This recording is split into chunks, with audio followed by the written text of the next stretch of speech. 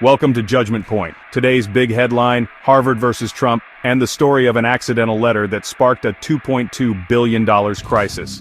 Let's break down exactly what happened, why it matters, and how a single email can turn an Ivy League feud into national news. So here's the scene.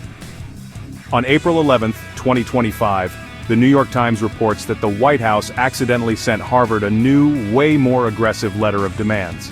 Not just the usual government nudge, but a document that insiders later called unauthorized.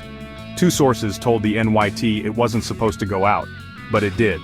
And Harvard? They were not amused. A spokesperson blasted the letter as breathtakingly intrusive, and pointed out that it was signed by senior officials, so, error or not, it looked completely official.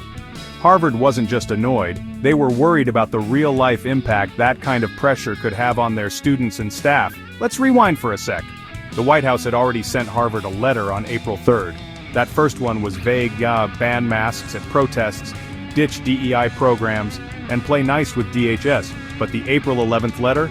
It dialed things up. It demanded Harvard de-recognize its pro-Palestine student groups, submit to 3 years of federal audits, and even report any international students who break university rules to the feds. That's a level of detail and threat that Harvard hadn't seen before.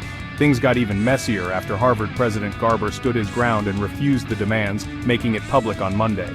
Enter Josh Grunbaum, a senior government official, who quickly phoned Harvard's lawyers. He said, "Hold up, me and Thomas Wheeler at Education didn't authorize that second letter."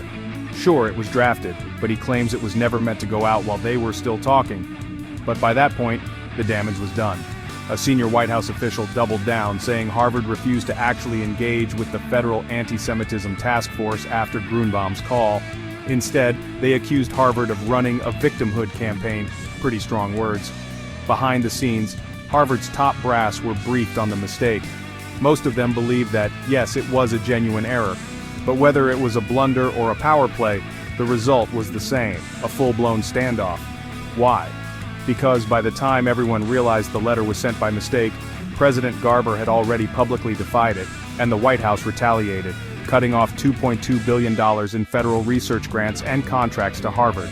That's not a typo, $2.2 billion. For the record, Harvard says they weren't even negotiating with the White House at that point, just keeping lines of communication open. But now, those lines are looking pretty fried. So, one accidental email, a pile of heated demands, and now, a standoff that could reshape how universities and the government talk to each other. Keep your eyes on this one, I know I will. Thanks for watching Judgment Point.